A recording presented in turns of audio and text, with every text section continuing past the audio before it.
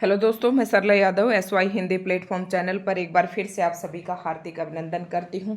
और आज की इस वीडियो में हम DSSB PGT हिंदी का जो सिलेबस बोर्ड की वेबसाइट पर दिया गया है उसके बारे में आज हम थोड़ा सा डिस्कस करेंगे, क्योंकि मेरे पास से एक दो कमेंट भी आए थे कि मैम PGT हिंदी का जो सिलेबस है वो बताइए। तो PGT हिंदी सिलेबस पर हम थोड़ा सा डिस्कस कर लेते हैं। और DSSB ने ये पहली बार सिलेबस दिया है, क्योंकि इससे पहले शायद सिलेबस नहीं था। और ये जो सिलेबस दिया गया है, जब सिलेबस को मैंने देखा और पढ़ा तो इसमें से हिंदी साहित्य का कुछ भी नहीं छोड़ रखा है, लगभग सभी कुछ दिया गया है। तो डिटेल से इसे समझने की कोशिश करते हैं कि आपको कहाँ से पढ़ना है और क्या पढ़ना है। तो जैसे कि पॉइंट नंबर 1 से ही हम बात कर लेते हैं, हिंदी साहित्य के इतिहास का विस्तृत अध्ययन।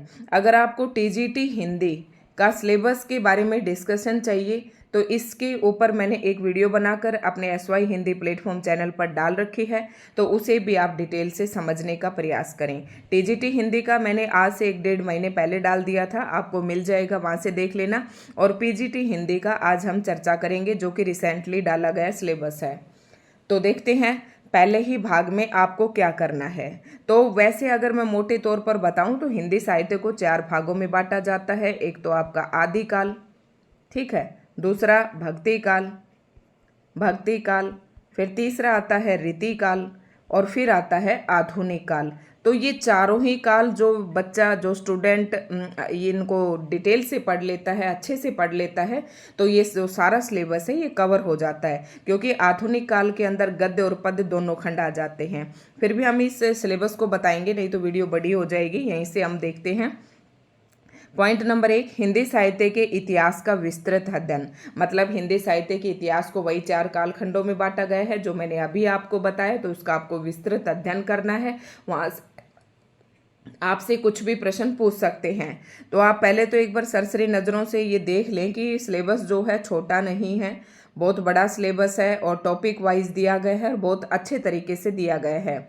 इससे एक तो ये हो जाता है कि हमें स्टूडेंट इधर उधर नहीं भटकता है, उसका फिक्स हो जाता है कि ये सिलेबस जो है इसी के अंदर से आपका पेपर आएगा। तो सबसे पहले मैं यही स्ट्रेटजी आपको बताऊंगी कि इसका आप प्रिंट आउट लें और अपने टेबल के सामने रख लें। और यहाँ से आप अपने कोई भी एक हिंदी साहित्य के लिए बुक परचेज कर लें। और हिंदी साहित्य की बुक के बारे में भी आपको जानना है तो कौन सी बुक से पढ़ें, वो भी मैंने एक वीडियो बनाकर डाल रखी है। वहाँ से आप देखकर या फिर आप अपनी मर्जी से या फिर आपके पास जो भी बुक है उससे आप हिंदी साहित्य की कोई भी बुक खरीदिए और यहाँ से अपना एक टॉपिक उठाइए और उस टॉपिक के अकॉर्डिंग आप अपनी पढ़ाई शुरू कर दीजिए। पहले किसी एक चैनल को पकड़ लीजिए, एक चैनल से वहाँ से वीडियो देखिए, फिर अपनी बुक से उसके रीडिंग कीजिए और शॉर्ट नोट अपने बनाइए। हैंड टू हैंड आपकी प्रिपरेशन हो जाएगी। अगर नहीं हो तो फिर मुझे कमेंट करके ज़रूर बताना अगर आप इस तरीके से पढ़ते हैं तो। क्योंकि जब भी मैं अपनी तैयारी करती थी तो मैं इसी तरीके से करती थी। तो हिंदी साहित्य के इतिहास का विस्तृत अध्ययन। तो हिंदी साहित्य के इतिहास के अंदर 4 कालखंड आ जाते हैं। सबसे पहले आप देखते हैं आदिकाल से रीतिकाल, यानी भक्ति काल, आधुनिक काल, ये दे दिए ना आपको चारों काल। अब आदिकाल के अंतर्गत आपका रासो साहित्य, आदिकाल अपभ्रंश, ये सब कुछ आ जाता है। फिर भक्ति काल के अंदर आपका राम काव्य और कृष्ण काव्य ये आ जाता है। और आधुनिक काल को अगर हम 2 खंडों में बांटे तो गद्य और पद्य के अंदर, लेकिन अभी हम पद्य के बारे में यहाँ चर्चा कर रहे हैं क्योंकि गद्य के नाम से दूसरा पॉइंट नंबर 2 बनाकर यहाँ सिलेबस में दिया गया है। तो पद्य के अंदर अगर हम बात करें तो पद्य के अंदर क्या आ जाता है, आधुनिक काल के अंतर्गत आपके कवि आ जाते हैं, जैसे कि भारतेंदु युग, द्विवेदी युग, छायावादी युग, प्रगतिवाद, प्रयोगवाद, नई कविता, ये सारे आपके आधुनिक काल के अंतर्गत आ जाते हैं। तो आपको आदिकाल पढ़ना है, आदिकाल, फिर भक्ति काल, फिर रीतिकाल। ये आदिकाल से रीतिकाल तक तो आपको विस्तृत अध्ययन करना ही करना है, ठीक है। फिर आपको भक्ति काल भी पढ़ना है, आधुनिक काल भी पढ़ना है। और इस आदिकाल से लेकर आधुनिक काल तक आपको कौन कौन से कवि पढ़ने हैं। नंबर 1 चंद्रबरदाई, अमीर खुसरो, कबीर, दादू, रैदास। अब देखो चंद्रबरदाई और अमीर खुसरो ये तो आप आदिकाल के अंदर पढ़ लेंगे। कबीर, दादू, रैदास, नानक, ठीक है, जायसी, तुलसी, केशव, सूरदास, मीराबाई, ये हैं सारे भक्ति काल के कवि। और अगर आपको भक्ति काल से संबंधित जो भी वीडियो चाहिए आदिकाल से आधुनिक काल तक पूरा जो है सिलेबस मैंने अपने SY हिंदी प्लेटफॉर्म चैनल पर कंप्लीट करवा रखा है, विद MCQs करवा रखा है। लेकिन वो तब मैंने ऐसे ही डाल दिया था। अगर आपको उसमें से भी समझ में नहीं आता है तो आप कमेंट करके बताइए कि मैम आप स्टार्टिंग से पढ़ाना शुरू कीजिए। आप कमेंट कर, अगर 5 बच्चे भी कमेंट कर देते हैं तो मैं सच कह रही हूँ कि शुरू से मैं फिर से शुरू करवा दूंगी और स्पेशल PGT DSSB के लिए सिलेबस दोबारा से पढ़ाना शुरू कर दूंगी, बिल्कुल ऑब्जेक्टिव टाइप से, जिस तरीके से आपके एग्जाम में आएगा उसी प्रकार से। ठीक है, तो ये तो सारे भक्ति काल के कवि हो गए। भक्ति काल में आपको ये कवि पढ़ने हैं, देव घनानंद बिहारी, मतीराम सेनापति, पद्माकर। ये सारे किसके हैं? रीतिकाल के कवि हैं। तो रीतिकाल के आपको यही कवि पढ़ने हैं।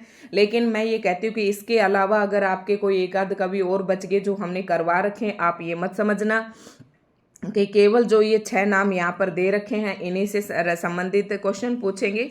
हाँ, रीतिकाल, क्योंकि यहाँ पर ये बात दे दी है कि हिंदी साहित्यिक इतिहास का विस्तृत अध्ययन आदिकाल से रीतिकाल तक, तो जो ये रीतिकाल के कवि दिए हैं, इनके अलावा रीतिकाल के और भी बहुत सारे कवि रह जाते हैं जो आपको पढ़ना है, लेकिन मोस्टली यही है। कोई एक आध और बचता है जिसकी रचनाएं आपको देख लेनी है, तो ये आप देख लें, मैंने अपने चैनल पर करवा रखा है सारा।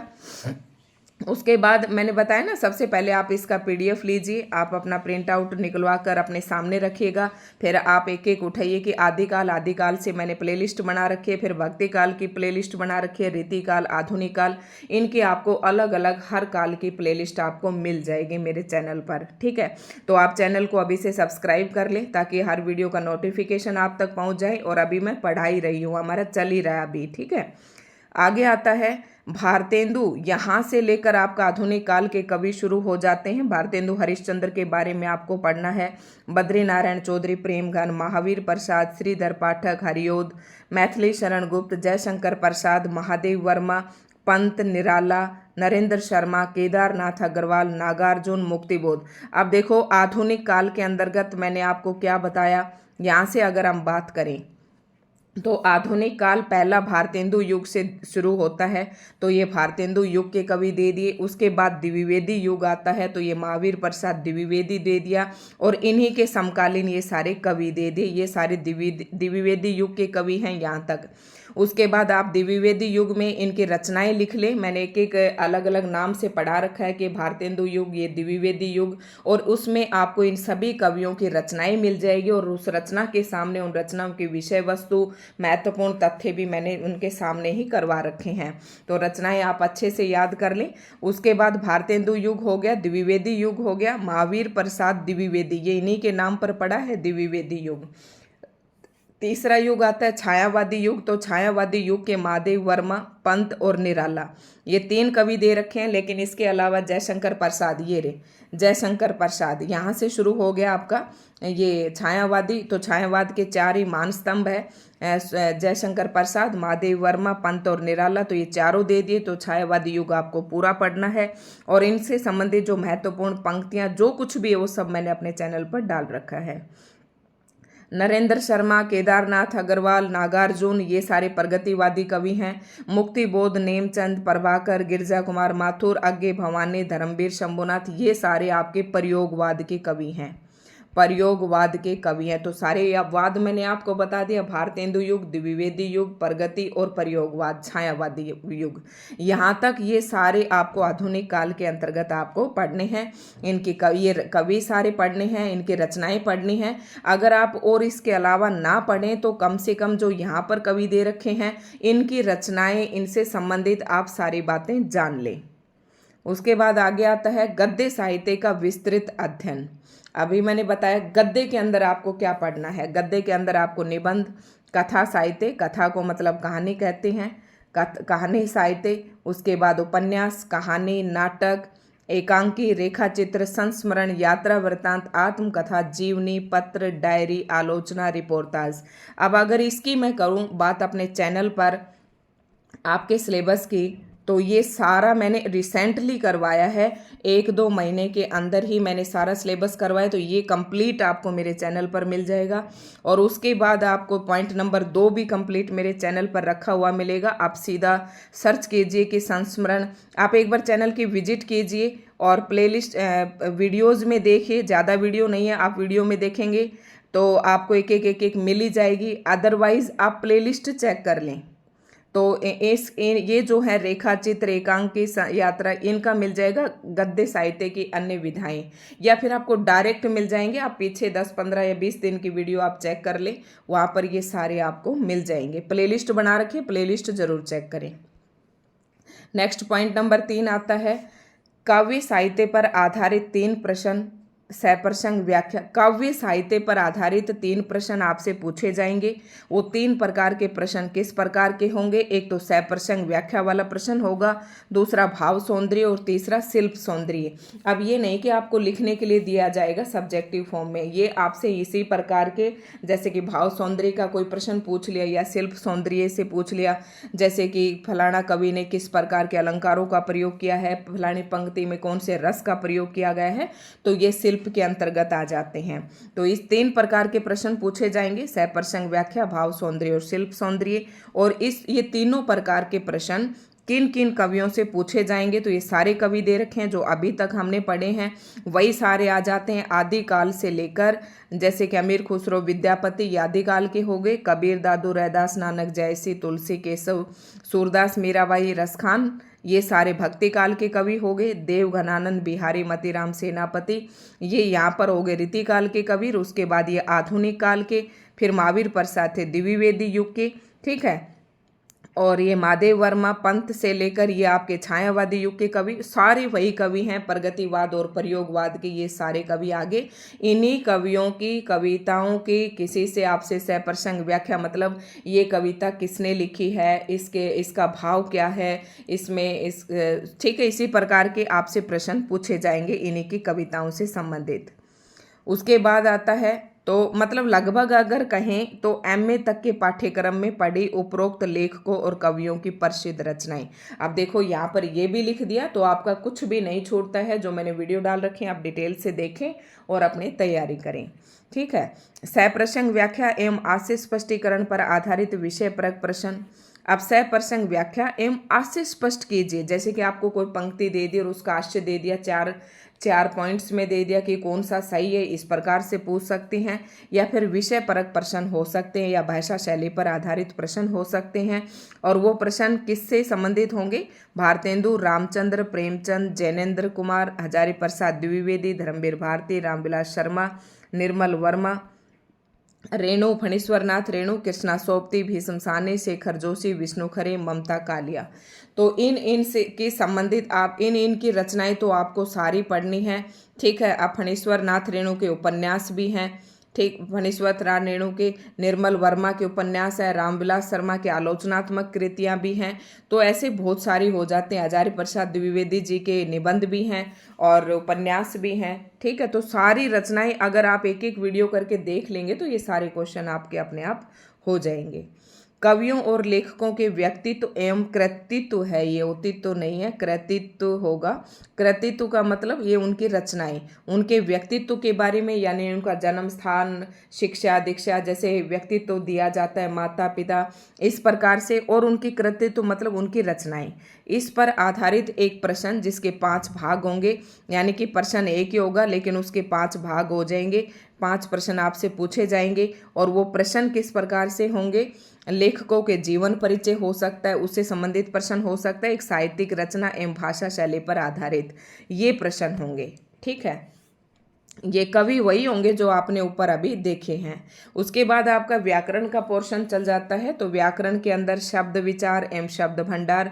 तो शब्द का नाम लेते इसके अंदर आपके तत्सम, तद्भव, अनेकार्थी, पर्यायवाची, विलोम, ये सारे, श्रुति संभिन्नार्थक, ये सारे शब्द यहाँ पर आ जाते हैं। शब्द भेद अर्थ के दृष्टिकोण से, रचना एवं स्रोत के आधार पर, ठीक है। और तथा प्रयोग की दृष्टि से शब्द भंडार, पर्यायवाची, विपरीतार्थक, ये दे दिए ना यहाँ पर। शब्द भेद अर्थ रचना या स्रोत के आधार पर, जैसे कि तत्सम, तद्भव, देशज, विदेशज, है ना, उत्पत्ति के आधार पर, ये रूढ़, यौगिक, योग रूढ़, ये सारे आपको मतलब शब्द के बारे में पढ़ना है सारा। उसके बाद है, वो तो शब्द विचार का था, तो शब्द विचार का ये पूरा आपका बन जाता है। इसमें से भी मैंने ये विपरीतार्थक करवा रखे हैं। और शब्द युग्म ये तो मुझे ध्यान नहीं है कौन कौन से करवा रखे हैं, लेकिन आप एक बार चैनल पर ज़रूर देख सकते हैं। उसके बाद नेक्स्ट आता है शब्द के बाद पद आता है, और शब्द और पद तो आप समझते ही होंगे। जो शब्द होता है वो वाक्य से बाहर जो प्रयोग करते हैं उसे शब्द कहते हैं, और वाक्य के अंदर जो शब्द प्रयोग किया जाता है उसे हम पद कहते हैं। तो पद विचार के अंदर आपको पदबंध पता होना चाहिए, जैसे कि 4-5 प्रकार के पदबंध होते हैं, क्रिया पदबंध, संज्ञा पदबंध, क्रिया विशेषण, ठीक है। पद परिचय, जैसे कि एक सेंटेंस दे दिया, उसमें आपको बताना है कि मोहन खाना खाता है, तो उसमें मोहन अंडरलाइन करके बता देंगे कि इसका पद परिचय दीजिए। तो आपको बताना है कि मोहन क्या है, मोहन एक पुल्लिंग है, एक वचन है, ठीक है, व्यक्तिवाचक संज्ञा है, इस प्रकार से आपको बताना है। तो ये पद परिचय होता है। संज्ञा, सर्वनाम, क्रिया विशेषण, क्रिया विशेषण, पद भेद, प्रयोग, पद परिचय। तो पद परिचय आपको यही बताना है सारा, किस किस का। संज्ञा पदबंध होता है, मतलब पद परिचय आप तभी बता पाओगे जब आपने संज्ञा पढ़ रखी होगी, सर्वनाम, विशेषण, क्रिया, क्रिया विशेषण, इन सब के बारे में अगर आपने पढ़ रखा है तो ये आप पद परिचय दे सकते हैं। मतलब पद परिचय सबसे अंत में आता है अगर आपको व्याकरण का पूरा ज्ञान है तो, ठीक है। पदबंध के भेद जो मैंने अभी बताए थे, फिर प्रयोग, फिर पद परिचय, यानी कि पद का पूरा चैप्टर है। अगर आपने नहीं कर रखा और आप चाहते हैं कि मैं करवाऊं तो आप कमेंट करके बताइए, फिर मैं करवा दूंगी। वाक्य विचार, वाक्य के बारे में बताना है अब आपको। वाक्य संरचना, वाक्य के भेद, अर्थ एवं रचना की दृष्टि से। वाक्य परिवर्तन, जैसे कि वाक्य संरचना के आधार पर वाक्य के भेद बताने, वाक्य कितने प्रकार के होते हैं, ठीक है। वाक्य अगर एक तो अर्थ के आधार पर 7-8 वाक्य होते हैं, एक आपके सरल संयुक्त मिश्र वाक्य होते हैं, रचना या बनावट रचना के आधार पर, ठीक है। और वाक्य संश्लेषण और वाक्य विश्लेषण, ये सब आपको पढ़ने हैं। मतलब सरल, संयुक्त, मिश्र और वाक्य के 8 भेद होते हैं, जो विधानवाचक, प्रश्नवाचक वाक्य, विस्मयादिबोधक वाक्य, ये सब आपको पढ़ने हैं। संधि, स्वर संधि और व्यंजन संधि, विसर्ग संधि, तीनों संधि आपको पढ़नी है। और आप ये चाहते हैं कि संधि मैं करवाऊं, तो संधि मैंने बहुत अच्छे से अपने चैनल पर करवा रखी हैं, तो आप देख लेना। और आप चाहते हैं कि मैम प्रैक्टिस करवाइए तो मैं MCQs डाल दूंगी। अपठित बोध, काव्यांश पर आधारित प्रश्न। देखो काव्यांश पर आधारित प्रश्न होंगे, अपठित बोध के जो प्रश्न पूछे जाएंगे वो काव्यांश पर आधारित प्रश्न, भाव सौंदर्य और शिल्प सौंदर्य, गद्यांश, साहित्यिक, वर्णात्मक। अब देखो हर जगह से सारी चीज़ें नहीं पूछी जाती हैं, अनाप शनाप सिलेबस दे रखा है ये यहाँ पर। तो आप जो है हिंदी साहित्य के अंदर आप आदिकाल से लेकर और आधुनिक काल तक सारा पढ़ लें। उसके बाद हिंदी व्याकरण भी ये पूरा ही आ जाएगा, इसमें से कुछ भी नहीं बचने वाला है, तो पूरा हिंदी व्याकरण कर लें आप। समसामयिक विषय, वर्णात्मक विषय, सर्जनात्मक विषय, साहित्यिक विषय, ये भी इनके बारे में भी आपको पता होना चाहिए, कोई भी प्रश्न पूछ सकते हैं। काव्य शास्त्रीय अध्ययन, साहित्य का अर्थ, स्वरूप, उद्देश्य, साहित्य की विविध विधाएं, रस मीमांसा, सभी रसों का गान। ये वीडियो आपको पूरी यहाँ पर मिल जाएगी, ये सब ऐसे ही था, तो ये कोई खास नहीं है। साहित्य का अर्थ क्या होता है, स्वरूप क्या होता है, उद्देश्य क्या होता है, ठीक है। तो ये ना भी पढ़ेंगे तो भी चल जाएगा, लेकिन रस मीमांसा से प्रश्न बनता है। सभी रसों का ज्ञान, ये मैंने बहुत अच्छे से समझा रखे हैं। रस निष्पत्ति सारे आपको वीडियो मिल जाएंगे। काव्य की आत्मा के रूप में रस मीमांसा, अब ठीक है। और शब्द शक्ति, अभिधा, लक्षणा, व्यंजना, ये तो भाई इतने मज़ेदार पढ़ा रखे हैं, ये भी आपको हमारे चैनल पर मिल जाएंगे खूब ही अच्छे से। काफ़ी अच्छे बच्चों ने इसे लाइक की थी वीडियो को जब मैंने डाला था। काव्य गुण, जैसे कि प्रसाद, ओज, माधुर्य का, ये सारे काव्य गुण, काव्य दोष और काव्य रीति, ये तीनों टॉपिक मैंने पढ़ा रखे हैं अपने चैनल पर। काव्य दोष भी पढ़ा रखे हैं, और छंद भी इतने अच्छे से पढ़ा रखे हैं कि आप एक बार वीडियो देखेंगे तो जरूर कहेंगे कि मैम ये जो टॉपिक, ये जो पॉइंट नंबर 13 था सबसे मुश्किल लगने वाला, ये कंप्लीट करवा रखा है मैंने अपने चैनल पर। तो अलंकार ऐसे करवा रखे, ऐसी ट्रिक से अलंकार करवा रखे कि आप देखते ही सीधा उस पर टिक मार सकते हैं, ठीक है। तो छंद आज तक इतने बढ़िया तरीके से करवा रखे हैं, तो ये पूरा आपको मिल जाएगा चैनल पर, पूरा करवा रखा है मैंने। अब आता है लेखन कौशल और पत्रकारिता, ये अभिव्यक्ति और माध्यम में से है। पत्रकारिता से संबंधित विषय, प्रिंट माध्यम के अंदर आपके मैगजीन्स, आपके अखबार, ये सब आ जाते हैं। समाचार और संपादकीय, रिपोर्ट, आलेख, फीचर लेखन, साक्षात्कार, रेडियो व दूरदर्शन के लिए लेखन, विज्ञापन लेखन, ये सारे अभिव्यक्ति और माध्यम के हैं। तो आप कहेंगे तो ये मैं पढ़ा दूंगी, अभी वैसे मैंने 1-2 चैप्टर ही पढ़ा रखे हैं अभिव्यक्ति और माध्यम का, ज़्यादा नहीं। काव्य शास्त्र, आधुनिक काव्य, नाटक और रंगमंच, विशिष्ट रचनाकार, भाषा विज्ञान और हिंदी भाषा, हिंदी आलोचना। तो हिंदी भाषा के बारे में आपको पढ़ना है, ठीक है। ये टॉपिक जो है मैंने नहीं करवा रखा है, ये थोड़ा सा वैसे ही ये डिटेल से पढ़ने वाला टॉपिक है।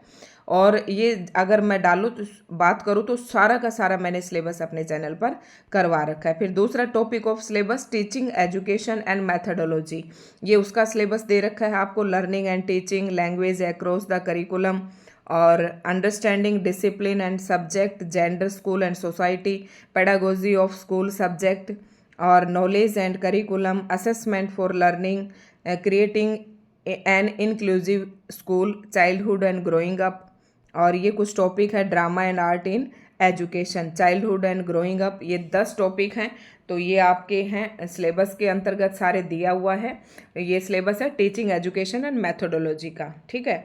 तो ये था सिलेबस, मैंने पूरा डिटेल से बता दिया है और सारा का सारा आपको हमारे चैनल पर मिल जाएगा। आंख बंद करके आप अपनी तैयारी शुरू कर सकते हैं। और मेरी अगर हेल्प की आपको ज़रूरत पड़ती है तो ज़रूर कमेंट करके बताएं कि मैम आज ये वीडियो डालिए, मुझे ये टॉपिक नहीं मिल रहा। आप पर्टिकुलर इसमें से अगर किसी कवि के बारे में भी कहेंगे तो मैं छोटे छोटे वीडियो 5-5, 10-10 मिनट की वीडियो डालकर आपको तुरंत ये करवा दूंगी और साथ साथ आपको याद भी करवा दूंगी, ऐसी ट्रिक बताऊंगी। तो दोस्तों आज की वीडियो आपको कैसी लगी? अगर अच्छी लगी हो तो लाइक एंड शेयर करें और चैनल पर नए हैं तो प्लीज़ चैनल को सब्सक्राइब कर लें, क्योंकि ऐसी जानकारी आप तक तब तक नहीं पहुंच पाएगी जब तक आप चैनल को सब्सक्राइब नहीं करेंगे।